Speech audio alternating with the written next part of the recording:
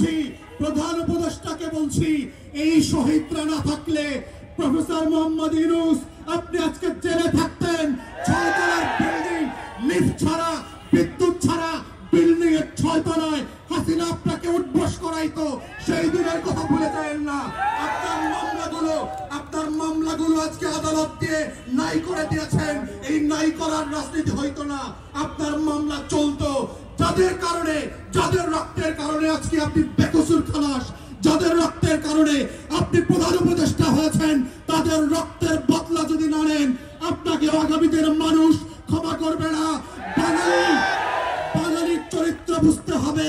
তারা প্যারিস থেকে এসে এনের নায়ক যেভাবে বানাইতে পারে, তারা মির্জাফরের মতো খলনায়ক বানাইতে পারে। এই রক্ত দেওয়া শহীদ পরিবারের এই ইতিহাস ভুলে যাবেন না। তাই আমাদের বক্তব্য হচ্ছে, গণতদন্ত কমিশনের মধ্য দিয়ে আওয়ামী লীগ প্রশ্ন রিজলভ করেন। এবং আমরা বারবার বলেছি বিভিন্ন প্রেসে এবং টকশোতে কি কি অপশন হতে পারে। প্রথম অপশন হচ্ছে নাৎসি মডেলে আপনি আউটরাইট আওয়ামী লীগ, জাতীয় পার্টি এবং 14 দলকে নিষিদ্ধ করে দেবেন।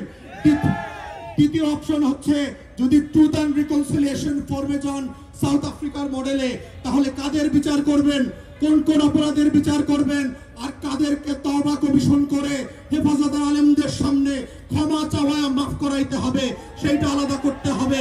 তাদেরকে আওয়ামী লীগ যেহেতু আমাদেরকে 3টা নির্বাচন থেকে বঞ্চিত করেছে, তার রাজনীতি নিষিদ্ধ না হলেও আগামী 3টা নির্বাচনকে আওয়ামী লীগ এবং জাতীয় পার্টিকে ন্যায্যতার ভিত্তিতে বঞ্চিত করতে হবে। কারণ সে জাতিকে নির্বাচন করতে দেয় নাই, ভোট দিতে দেয় নাই।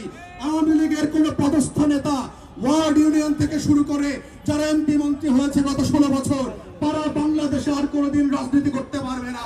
ঠিক এইরকম শক্ত করে গণতদন্ত কমিশনের মাধ্যমে প্রয়োজনে গণভোটে দিয়ে আওয়ামী লীগ, জাতীয় পার্টির প্রশ্ন ন্যায্যতার ভিত্তিতে সমাধান করবার মধ্য দিয়েই আজকের এই শহীদদের বিচার ফয়সালা হইতে হবে। এই দাবি আহ্বান রেখে আমার বক্তব্য